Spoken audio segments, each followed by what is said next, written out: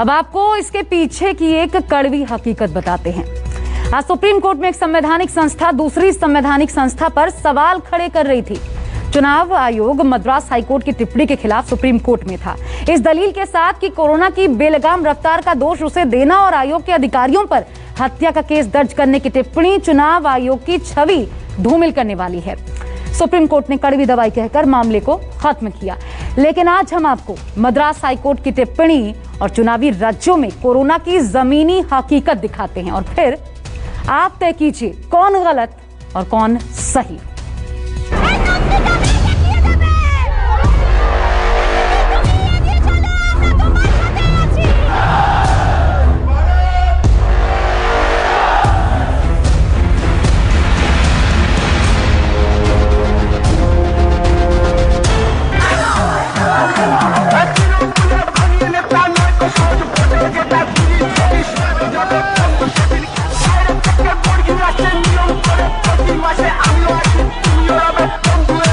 ममता सेना में जीत का जश्न है।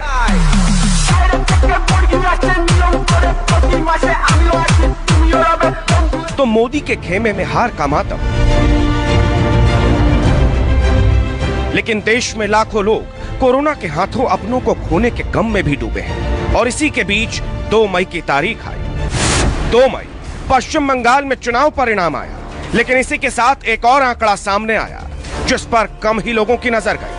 बंगाल में एक दिन में 17,515 कोरोना के नए केस सामने आए, जो अपने आप में एक रिकॉर्ड है। 2 मई को तमिलनाडु विधानसभा चुनाव का भी रिजल्ट आया और साथ ही कोरोना के एक दिन में सबसे ज्यादा 20,768 नए केस भी आए।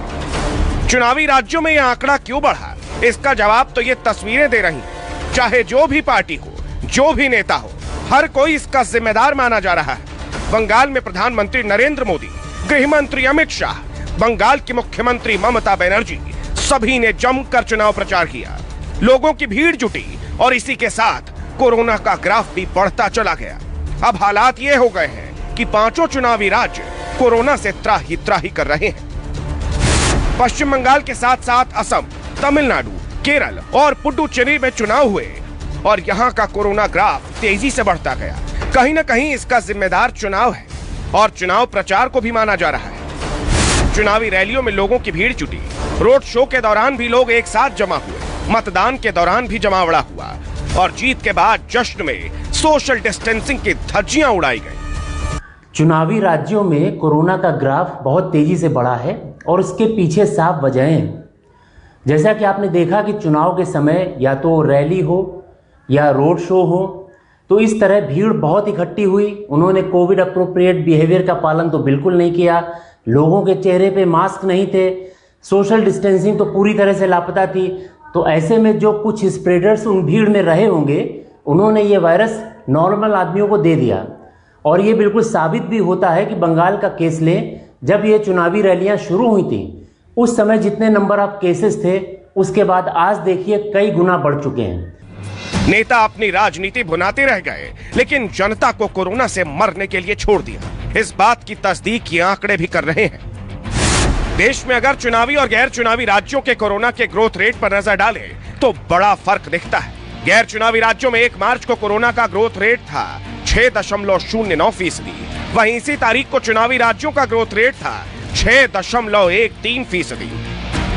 15 मार्च की बात करें तो गैर चुनावी राज्यों में यह आंकड़ा 5.87% था। वहीं चुनावी राज्यों में यह बढ़कर 8.06% पहुंच गया। 1 अप्रैल की बात करें तो चुनावी राज्यों में ग्रोथ रेट था 5.35%। वहीं चुनावी राज्यों में जहां चुनाव प्रचार जोरों पर था, वहां का आंकड़ा था 6.26%। 15 अप्रैल को जब गैर चुनावी राज्यों में कोरोना का दर गिरकर 3.01% था, वहीं चुनावी राज्यों में यह आंकड़ा 7.99% पहुंच गया। इस बढ़ते ग्राफ की जिम्मेदार जनता भी है। 2 मई को नतीजे सामने आने के बाद कलकत्ता से ये तस्वीरें आई। टीएमसी के समर्थक कोरोना के डर को भूलकर जीत के रंग में डूब गए थे। मुख्यमंत्री ममता बनर्जी को सामने आकर कोरोना के मामलों पर संबोधित करना पड़ा। আমার ফার্স্ট প্রায়োরিটি এখন হবে, যেহেতু Covid is my first priority, কোভিডটা বাড়ছে, আমরা কদিন ধরে কাজ করছিলাম এবং করছি।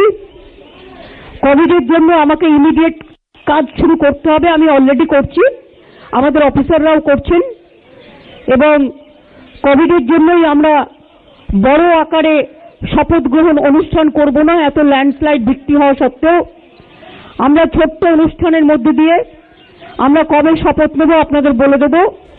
दीदी, आप पहले भी इसी बंगाल की सीएम थी। चुनाव प्रचार में थोड़ा ध्यान कम देकर अगर कोरोना के हालात की सुधली होती तो आपके राज्य में ये हालात न होते। चुनावी नतीजे सामने आने पर नरेंद्र मोदी ने ममता बनर्जी को बधाई देते हुए राज्य में कोरोना के रोकथाम में समर्थन देने के लिए ट्वीट किया। ममता दीदी को जीत के लिए बधाई। केंद्र सरकार पश्चिम बंगाल में कोरोना को मात देने के लिए राज्य सरकार का पूरी तरह समर्थन करेगी। लेकिन यहाँ सवाल प्रधानमंत्री से भी कि जब उनकी रैलियों में हजारों की संख्या में भीड़ जुट रही थी तो कोरोना का डर क्यों भूल गए थे? चुनावी राज्यों में अकेले बंगाल का हाल बुरा नहीं है, बल्कि हर जगह ग्राफ तेजी से ऊपर गए। असम में 1 मार्च को कोरोना का ग्रोथ रेट था 10.04%। 15 मार्च को बढ़कर 12.58% हो गया। 1 अप्रैल को 15.49% और 15 अप्रैल को 13.34%। केरल की बात करें तो 1 मार्च को कोरोना का ग्रोथ रेट 4.99% था। 15 मार्च को यह आंकड़ा 7.72% पहुंच गया। 1 अप्रैल को 10.80% और 15 अप्रैल को 9.47%। आंकड़े देखिए, कहीं ना कहीं सवाल चुनाव आयोग पर भी उठ रहे हैं कि जब कोरोना रुक नहीं रहा था तो कुछ दिनों तक चुनाव को तो रोक कर रखा जा सकता था। खैर, जो होना था वो तो हो गया।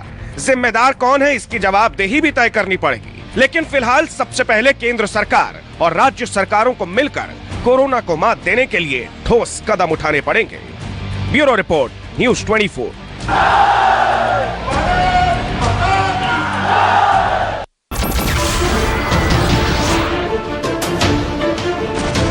नमस्कार, मैं हूं मानक गुप्ता। अगर आपको हमारा ये वीडियो पसंद आया हो तो इसे लाइक और शेयर जरूर करें, और हां, हमें सब्सक्राइब और फॉलो करना ना भूलें ताकि आप देश और दुनिया की कोई खबर मिस ना करें। तो जुड़े रहिए हमारे साथ और देखते रहिए न्यूज़ 24।